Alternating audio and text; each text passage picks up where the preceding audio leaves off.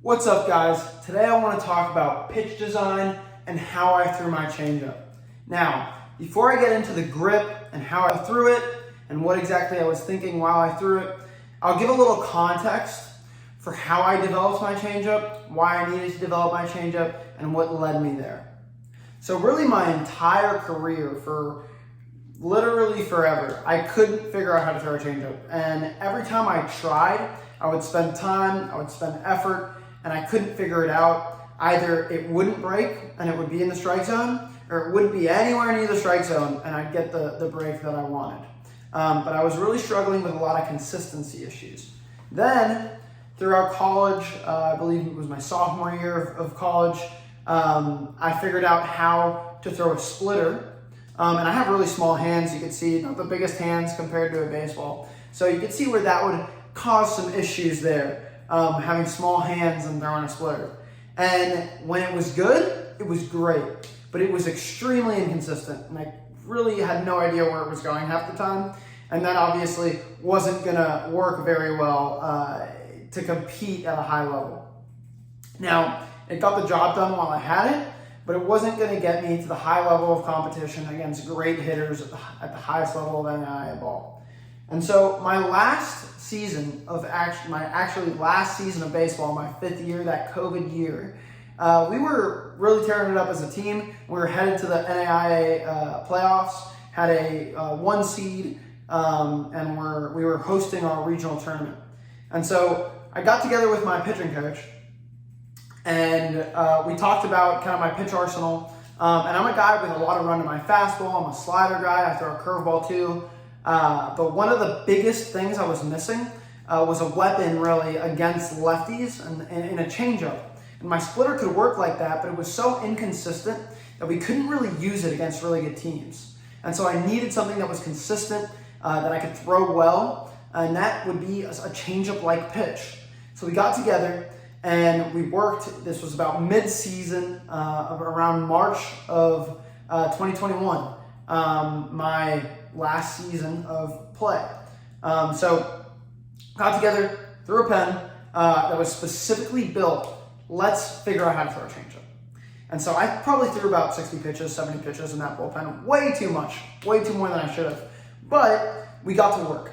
And this is kind of where the analytical side of trying to throw a pitch kind of meets the pitch design, the science meets the art, because pitch design really is this merging of an art form with kind of using the sciencey stuff that we know, and using data that we can use. So we get in, we're working, and I'll kind of give you a little synopsis of what we were trying. So I was trying like the circle change grip, different grips that a bunch of guys threw. And none of them were working for me. Trying to, roll over the ball, that wasn't working for me. I couldn't get a feel of that. And so I realized, you know what? I need to do something that's gonna feel really comfortable, really easy, that I can just throw like my fastball. Something similar was gonna give me a little more tumble. And so my fastball is a pitch that has a lot of run. I throw a 2-seam that has a nice, real nice amount of run, backs up on righties, goes away to lefties. But my changeup couldn't figure it out, and I thought if I could get that run with no vertical break and get some of that dive, and take a little bit of velo off, then that's a great changeup right there. And so I thought to myself, and this is about halfway through the pen, probably the first 25 pitches of them were nowhere near the strike zone. Started messing around with this grip. What I did is I took a 2-seam, right? So I throw my 2-seam like that. And instead of throwing it with these 2 fingers, my strong fingers, I just moved it over to these 2 fingers, my weak fingers, right? And what that did for me is, because these fingers are a little bit weaker, took a little velo off. And the other thing it did for me is I have a little bit of a low arm slot. And so my 2-seam already has a little bit of more horizontal type axis. But it still does have that rise. But see, you can see my middle finger is a little bit higher. And so when I moved over on that arm slot to those 2 fingers there, instead of having a little bit more of the rise and have that spin rate kind of pulling it up, I ended up with more of an axis like this. And what this axis does, because it has no vertical spin and all horizontal spin, then we're gonna have a lack of rise on the ball, right? Which is what you have with really all your fastballs. Anything that has backspin, you're gonna have this relative rise, right? And so I got rid of that. And so the ball's gonna appear to drop in relation to your average fastball, right? And then that side spin was gonna give me a ton of run. And so that's exactly what happened. Now, I wasn't getting the same feel I wanted, but it was still better than before and a little more consistent. So then what I did to kind of be able to feel the ball a little better and have something to rip off of, I just moved over to these seams right here. So I could have this seam across to just rip on and be able to throw it as hard as I can and still feel comfortable with my fingers of what was going on, right? So I would throw from this low arm slot, and you could see the way it would come off of my fingers. It would roll off of my middle finger last because my middle finger is the longest finger.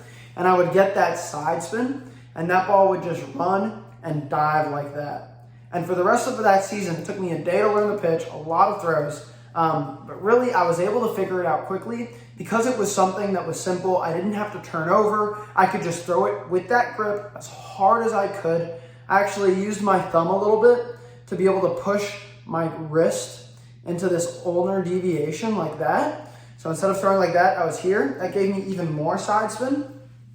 And from there, I could just use that grip to throw it as hard as I could, just like a fastball, and try to make it spin as fast as I can. That was a cue I used.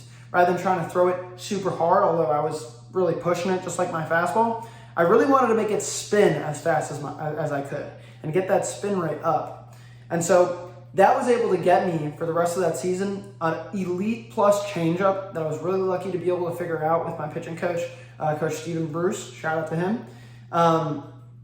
And we really were able to use that for the rest of the year, and that actually took me into our last outing against a great hitting team, and that was actually my go-to pitch the entire outing, and I kind of dominated with it. And so that's an easy, simple grip that you can play with. There's an art form between pitch design with the art side and the science side, and it's really important to be able to use both of those sides and kind of figure out what works for you as an individual, what's going to be comfortable, what works for your arm slot. Every guy throws differently, so every pitch is going to have to be gripped a little bit differently. They're going to have to feel it a little bit differently, use cues that are a little bit different. But that's how I threw my changeup. You can play with that. You can, mess around with it a little bit, see how it feels for you, and from there, make some tweaks, make some changes, and figure out what works best for you. You can also start with a completely different grip, but use the same mindset and trying to figure out exactly what's going to be best for you and how the way that you throw and what feels most comfortable for you to throw a pitch consistently with the best spin rate, spin axis for your pitch arsenal. Stay fearless and have a great day.